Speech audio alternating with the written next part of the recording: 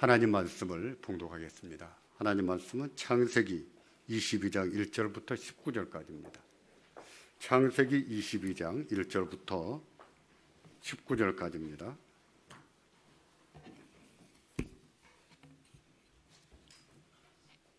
교독하겠습니다. 제가 먼저 한 절 받들어 읽겠습니다. 그리고 2절은 여러분들께서 압도하시기 바랍니다. 1절입니다. 그 일 후에 하나님이 아브라함을 시험하시려고 그를 부르시되 아브라함아 하시니 그가 가로되 내가 여기 있나이다.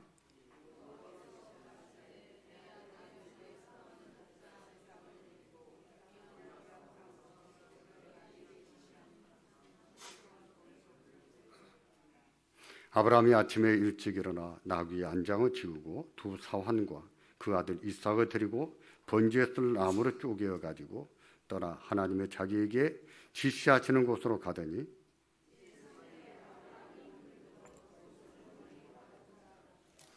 이에 아브라함이 사환에게 이르되 너희는 나귀와 함께 여기서 기다리라. 내가 아이와 함께 저기 가서 경배하고 너희에게로 돌아오리라 하고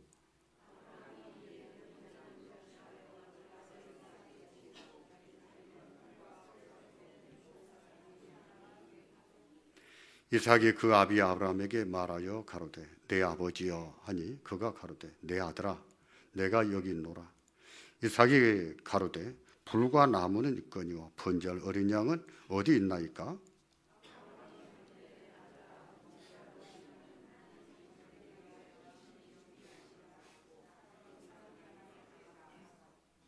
하나님이 그에게 지시하신 곳에 이르니라. 이에 아브라함이 그곳에 단을 쌓고 나무를 버려놓고 그 아들 이삭을 결박하여 단 나무 위에 놓고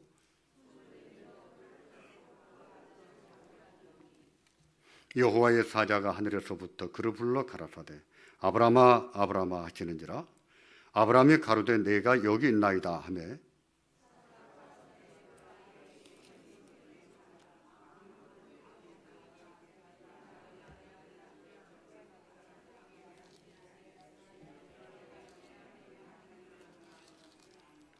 아브라함이 눈을 들어 살펴본즉 한 수양의 뒤에 있는 뿔이 수풀에 걸렸는지라.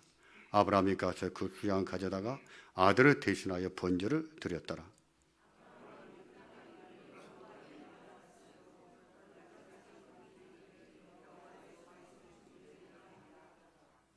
여호와의 사자가 하늘에서부터 두 번째 아브라함을 불러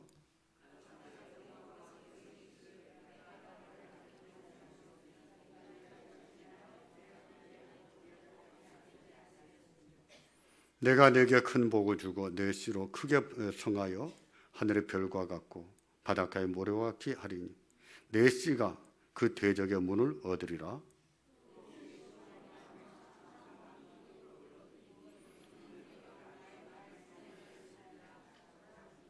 함께 보십니다. 이에 아브라함이 그 사환에게로 돌아와서 함께 떠나 브엘세바에 이르러 거기 거하였더라. 아멘. 아브라함이 100세에 얻은 아들 이삭이 제법 많이 자랐을 때였습니다. 아버지와 멀리 여행할 수 있을 만큼 자랐고 또 자기의 의사를 분명히 밝힐 수 있을 만큼 자랐을 때였습니다. 그러나 늙은 아버지였지만 아버지의 결박을 뿌리칠 수 없을 만큼 아직은 어린 때였습니다. 그 무렵에 하나님께서 아브라함에게 이삭을 바치라고 말씀을 하셨습니다. 모리아 땅으로 가서 하나님이 지시하신 산에서 번제 제물로 바쳐라 라고 말씀하신 겁니다. 번제라고 하는 제사는요, 제물의 뼈 마디마디를 끊어서 드리는 제사예요. 그리고 제단 위에 전부 태워서 드리는 제사입니다. 이 번이라는 말이 태워드린다는 뜻이거든요.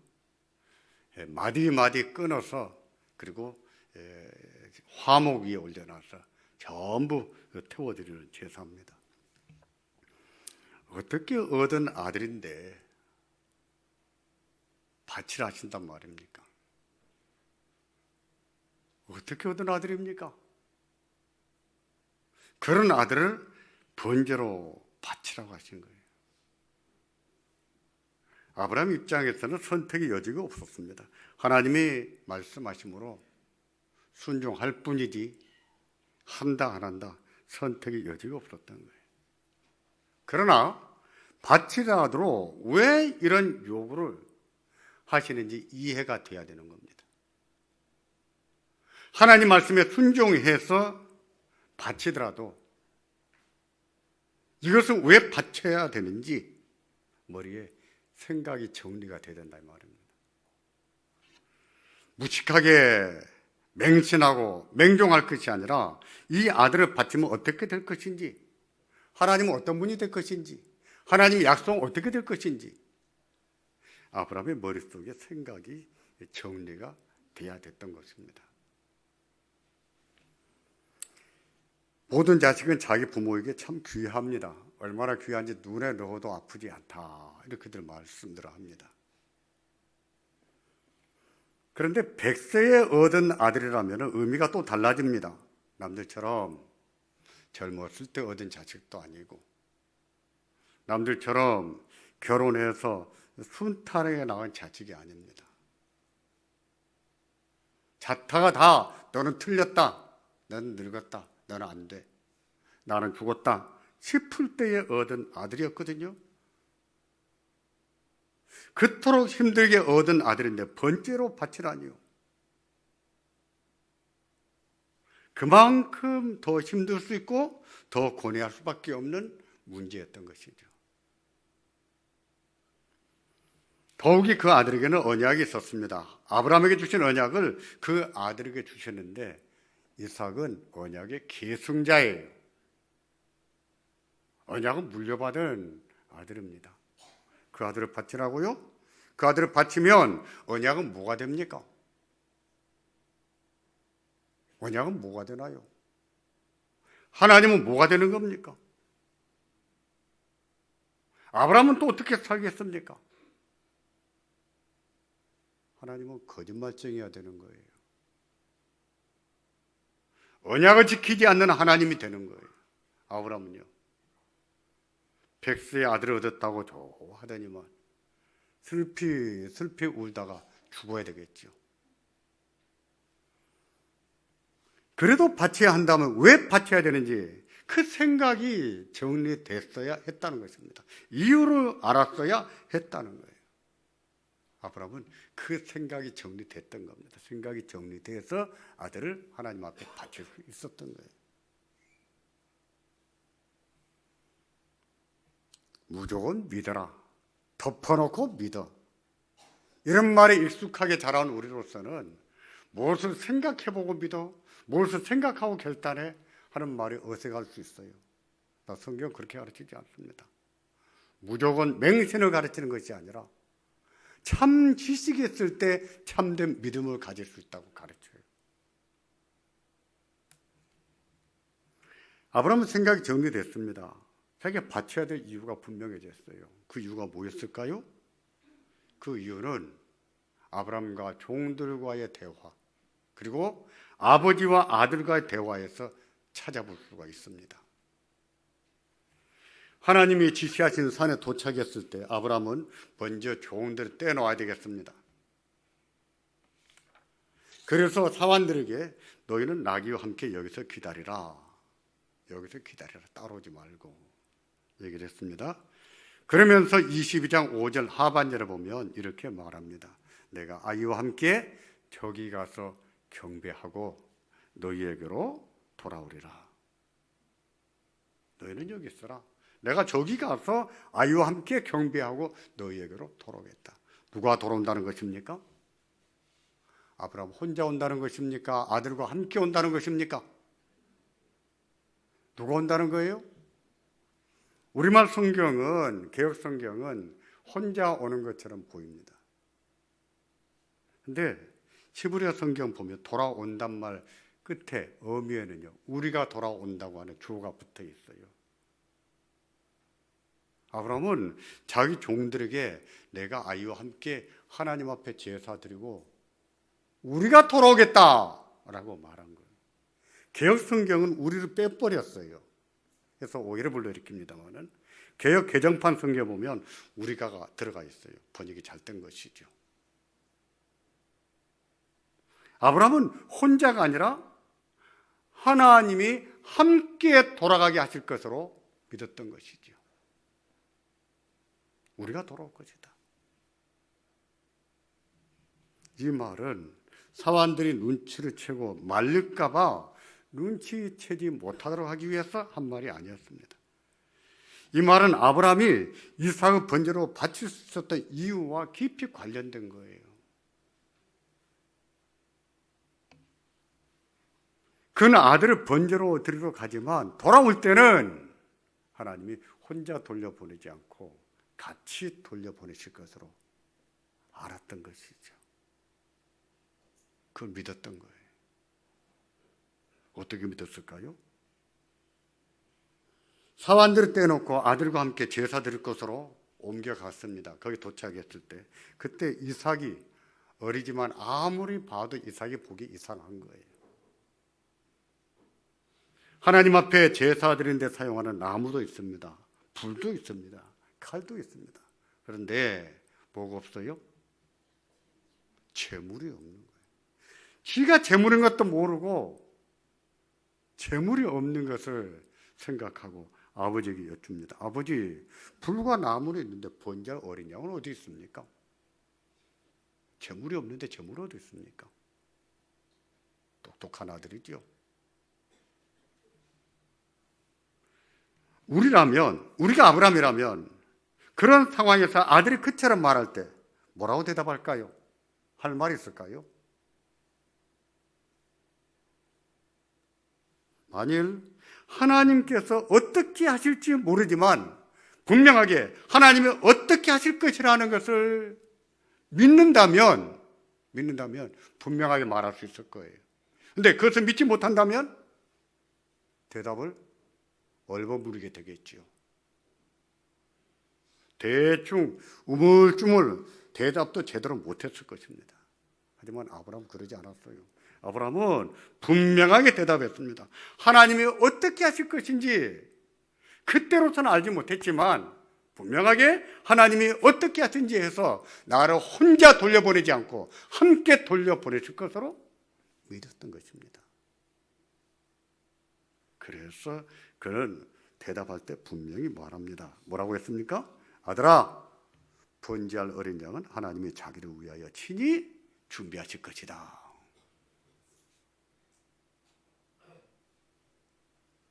하나님이 자신을 위해서 친히 제물을 준비하신다는 것입니다. 이 말은 아브라함이 하나님께서 제물로 바칠 어린 양을 미리 준비해 둔 것을 알았다는 뜻이 아니에요.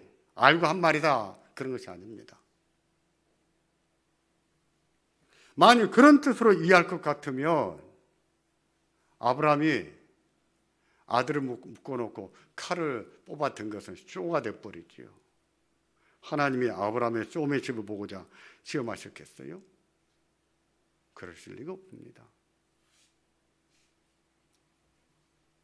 아들로부터 문제의 핵심을 간파당해서 그냥 애들로서 대답한 말도 아니에요. 할 말이 없어서 하나님이 친히 예비하실 것이다 하고 말한 것도 아니라는 거예요. 그렇다면 무슨 뜻으로 그렇게 말했을까요? 이에 대한 답을 찾을 수 있는 것이 히브리서 11장 17절부터 19절입니다. 하나님 백성들은 그때 아브라함이 어떤 마음으로 전했든지 어떤 마음으로 순종했는지가 늘 전해져 왔어요. 그리고 그것을 성경에 써놓았습니다. 뭐라고 했습니까? 같이 보겠습니다. 아브라함은 시험을 받을 때 믿음으로 이삭을 드렸으니 저는 약속을 받은 자로 돼 독생자를 드렸느니라. 저에게 이미 말씀하시기를 내 자손이라 칭할 자는 이삭으로 말미암으리라 하셨으니 저가 하나님이 능히 죽은 자 가운데서 다시 살리실 줄로 생각한지라. 아멘. 아브라함이 아들을 바치라는 명령에 순종할 수 있었던 것은 하나님이 주신 약속을 생각했다는 겁니다. 하나님이 예전에 자기한테 주신 언약의 말씀, 그리고 자기 아들한테 주신 언약의 말씀을 생각했다는 뜻이에요. 이삭을 통해서 태어나는 자가 네 자손이 될 것이다 하고 말씀하셨는데 그건 언약의 말씀이에요.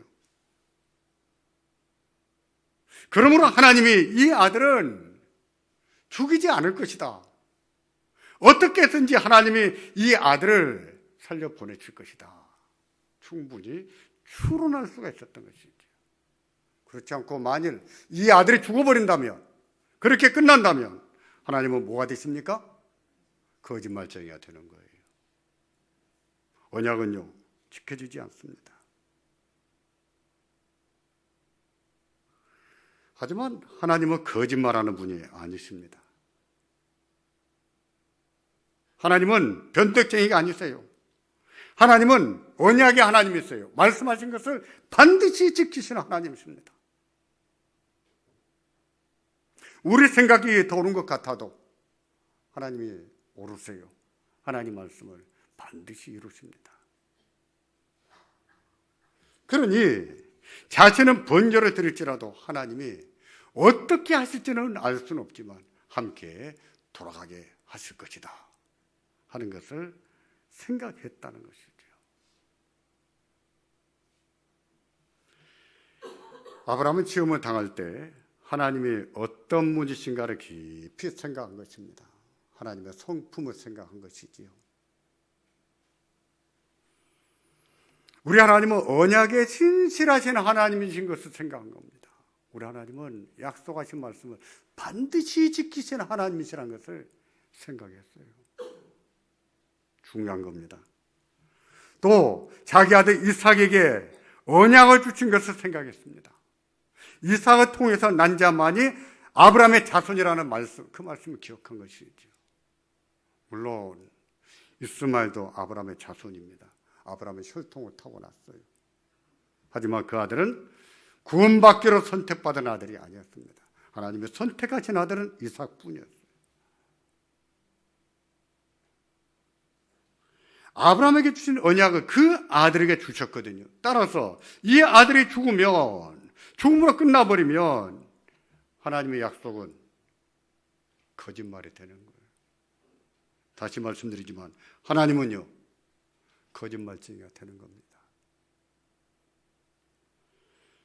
그런데도 이삭을 바치라고 하셨다는 것은 하나님께서 어떻게 하시든지 함께 돌아오게 하실 것이라는 사실을 얼마든지 추론하게 하는 거예요.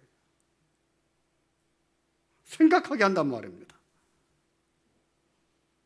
어떤 식으로 하나님이 예비할지 모르겠지만 하나님이 어떻게 하든지 예비하실 것으로 믿을 수 있게 했다는 것이죠.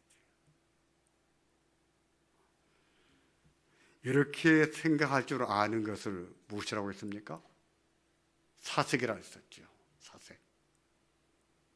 우리 개혁파 교회는 하나님이 믿음을 주실 때 어떻게 믿음을 주시는가를 설명하면서 계시, 의존, 사색이라는 말을 쓴다고 했습니다. 하나님은 하나님의 계시, 하나님 말씀에 의존해서 생각하게 하십니다. 묵상하게 하세요. 사색하게 해요. 성령 하나님께서 그 말씀을 깨닫게 하십니다. 그렇게 하심으로 그 마음속에 믿음의 씨앗을 심어주시는 것이지 하나님이 무슨 요술방망이 가지고 톡톡톡 때려서 믿게 하시는 것이 아니란 뜻이에요.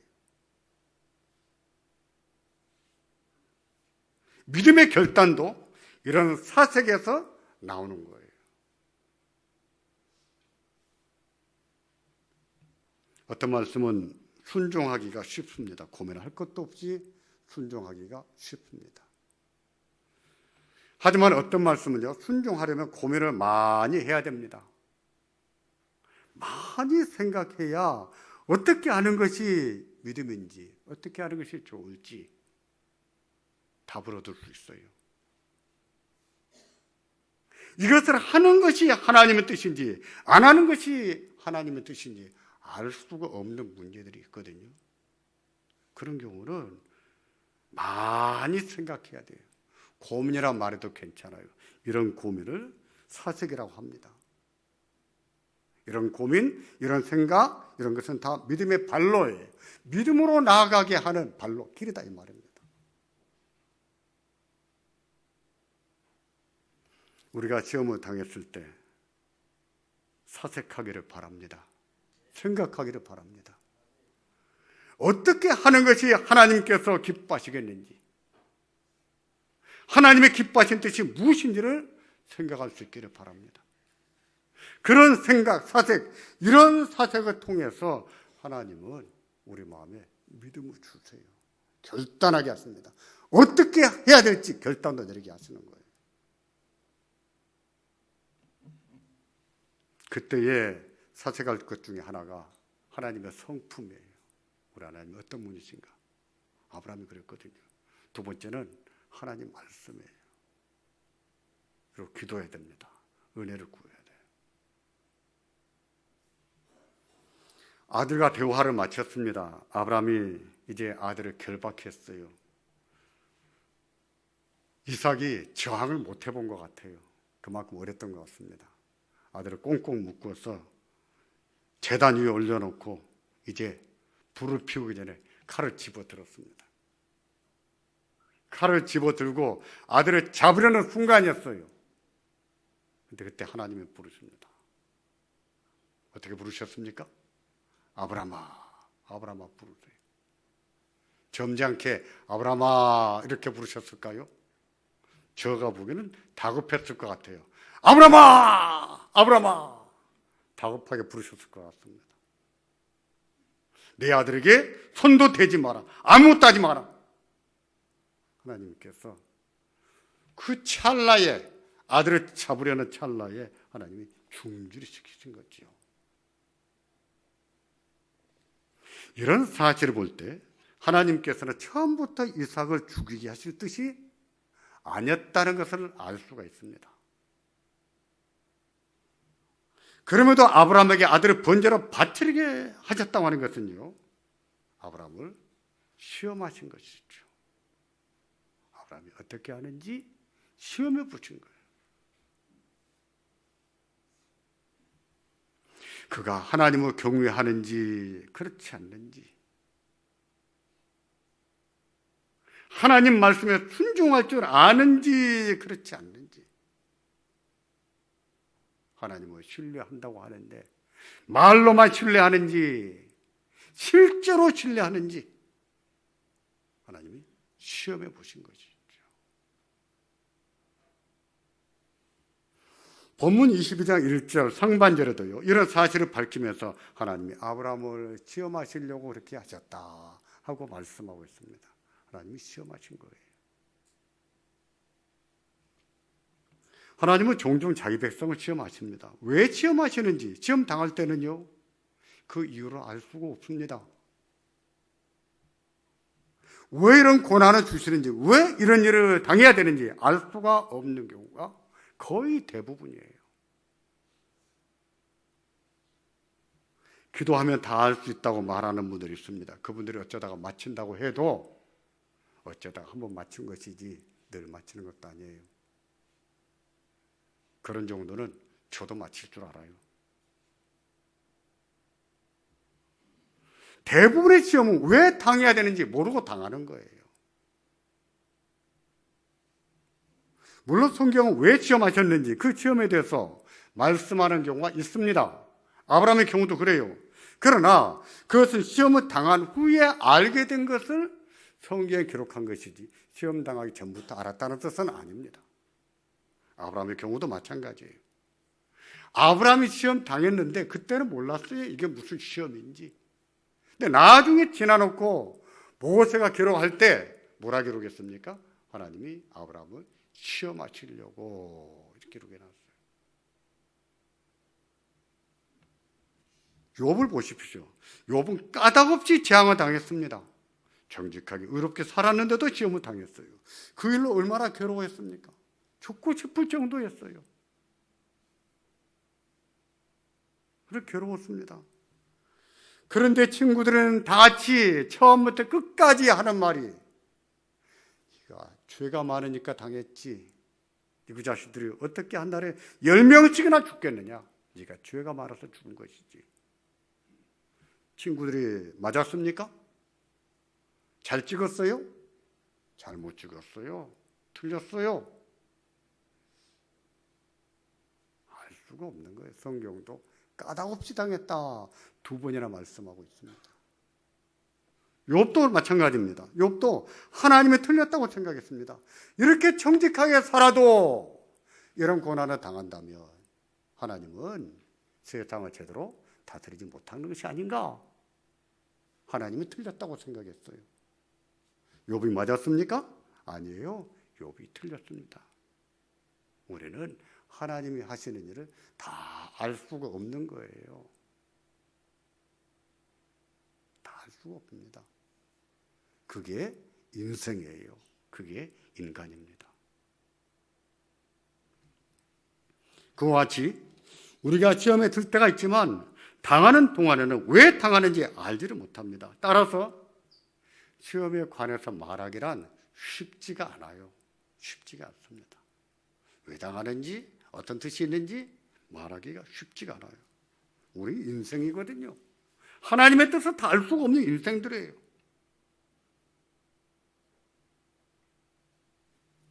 야고보서 1장 13절을 보시면 사람이 시험을 받을 때 내가 하나님께 시험을 받는다 하지 말라고 했습니다.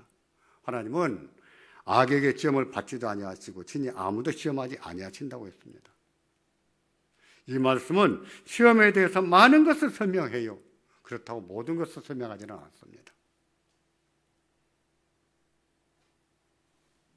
시험에 들었을 때 우리는 어떻게 해야 되는가? 아브라함을 통해서 배우자면요, 먼저 하나님을 생각하고 하나님 말씀을 생각해야 됩니다. 우리 하나님이 어떤 분이신지를 생각해야 돼요. 우리 하나님의 성품, 하나님 말씀 사색하는 겁니다. 두 번째는 기도하면서 하나님 은혜를 구해야 됩니다. 하나님, 제가 오늘 겪는 이 시련 가운데서 하나님이 저를 도우시고 은혜를 주시기를 바랍니다. 왜 이런 일을 겪어야 되는지 알 수는 없지만, 제가 뭘 잘못해서 이런 일을 겪는지 충분히 알 수는 없지만, 하나님 제게 은혜 주시기를 원합니다. 기도하셔야 됩니다. 세 번째는 믿으셔야 돼요. 여러분이 시험을 당하는 순간에도 하나님이 함께 하시는 것을 믿으셔야 됩니다. 고난당해서 아프고 죽고 싶을 만큼 괴로울지라도 그런 순간에도 하나님이 여러분을 붙들고 계시는 것을 믿으셔야 돼요. 하나님이 나를 인도하시리라, 인도해 가실 것을 믿으셔야 됩니다. 교회는 이런 믿음 위에 세워지는 거예요. 살아계신 하나님을 믿는 믿음 위에 세워지는 것입니다. 하나님을 하나님으로 인정해드리는 믿음이에요. 능히 죽은 자 가운데서 다시 살리시는 하나님이세요. 없는 것도 있는 것처럼 부를 수 있는 하나님이신 것을 믿으셔야 됩니다. 죽은 것 같은 것 가운데서도 다시 살리시는 하나님이시죠. 하나님은 죽은 자의 하나님이 아니라 산 자의 하나님이신 것을 믿으셔야 됩니다. 베드로 보십시오. 베드로가 주는 그리스도시요 살아계신 하나님의 아들이라고 고백하지 않았습니까? 살아계신 하나님의 아들로 알아봤습니다. 예수님이 이 반석 위에, 이 믿음 위에 내 교회를 세우겠다고 하셨어요. 교회는 이런 믿음 위에 세워지는 것입니다. 믿음 위에 세워지는 거예요. 우리에게 이런 믿음이 있기를 바랍니다. 이런 믿음이 있어야 시험은 이깁니다. 죄도 이기는 거예요. 고난도 이기는 거예요. 아픔도 이기는 거예요. 믿음으로 이겨 나가는 겁니다. 하나님께서는 그 믿음이 보고 싶으셨습니다. 아브라함에게서 그런 믿음이 보고 싶으셨던 거예요. 어떻게 얻은 아들인데 하나님 이것을 바치라고요? 나는 못합니다. 나는 못해요. 나는 안 해요. 그런 꼴을 보고 싶은 것이 아니라 100세에 얻은 아들이지만, 이 기가 막힌 아들이지만 하나님이 어떻게 하실지는 모르지만 하나님이 함께 돌아가게 하실 것이다.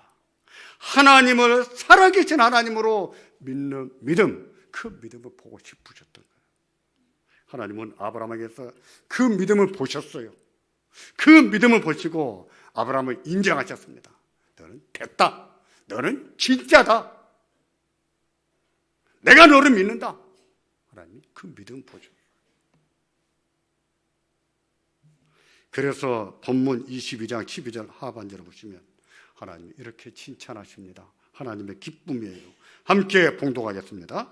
네가 내 아들 내 독자로도 내게 아끼지 아니했으니 내가 이제야 내가 하나님을 경외하는 줄을 아노라.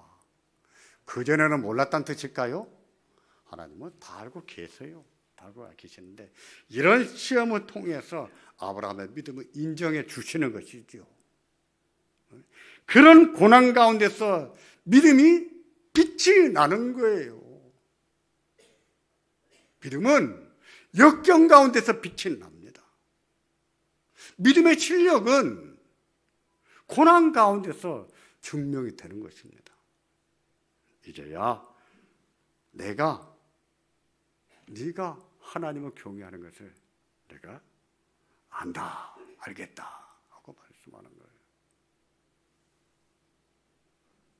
하나님은 거기에 멈추지 아니하시고 또 축복하십니다. 17절과 18절의 축복입니다. 함께 보겠습니다. 내가 네게 큰 복을 주고 내 씨로 크게 성하여 하늘의 별과 같고 바닷가의 모래와 같게 하리니 내 씨가 그 대적의 문을 얻으리라. 아멘. 내가 네게 큰 복을 주겠다고 말씀하십니다. 우리가 하나님 앞에서 이처럼 인정받는 믿음으로 자라갈 수 있기를 바랍니다. 큰 믿음으로 성장할 수 있기를 바랍니다. 어떤 성도는 시험에 들면 믿음이 약해져 버립니다. 기도가 약해져 버려요. 말씀도 읽질 않아요. 예배도 안 드리려고 합니다. 그동안 하나님을 믿는다고 믿었던 그 믿음을 어디로 가버리고 불신자가 되어버립니다. 원망하고 불평하고 한탄하고 그걸 끝내려고 해요. 그런 교인은 시험을 이기지를 못합니다. 고난을 이기지를 못해요. 하나님 앞에 인정을 받을 수가 없지요. 인정받는 믿음으로 갈 수가 없어요. 우리는 시험에 들었을 때 하나님을 생각하고 하나님 말씀을 생각하기를 바랍니다. 그리고 하나님의 은혜를 구하기를 바랍니다. 기도해야 돼요. 기도할 때 하나님이 힘 주십니다. 지혜를 주세요. 도우세요. 그래도 기도 안 합니까? 답답해요. 답답해요. 말은 안 하지만 그래도 기도하지 않고 버티면 저는 속으로 이렇게 생각합니다. 진짜 간땡이가 부었구나. 어떻게 이런 고난 가운데서도 기도할 줄을 모를까? 어떻게 하나님 앞에 무릎 꿇을 줄을 모를까? 안타깝습니다. 그리고 세 번째로 믿으시기 바랍니다. 고난받는 가운데서 하나님이 우리와 함께 하시는 것을 믿으시기 바랍니다. 하나님이 인도하실 거예요. 어떻게 인도하실지 우리는 알 수가 없어요. 내가 원하는 쪽으로 인도해 가실지, 내가 원치 않는 방식으로 가실지 알 수가 없습니다. 분명한 사실은 하나님이 인도해 가신다는 사실입니다. 그 하나님을 믿고 하나님 앞에서 인정받는 우리가 될 수 있기를 주의 이름으로 축원합니다. 기도하겠습니다.